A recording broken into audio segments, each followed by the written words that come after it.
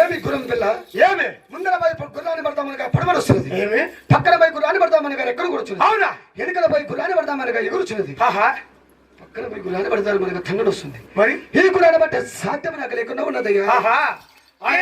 రాజా మేము మాటల్లో మరిచి ఉంటుంది అన్నాడు. మనం ఈ గురువులే చెంత లగము లేక గుర్రాన్ని బట్టి లఘువు నేర్చుకున్నాము కదా. గుర్రాన్ని బట్టి లగాలు గావించమన్నయ్యా. ఇప్పుడు లఘువు లేక గుర్రాన్ని బట్టి లగాలు దాటించదా.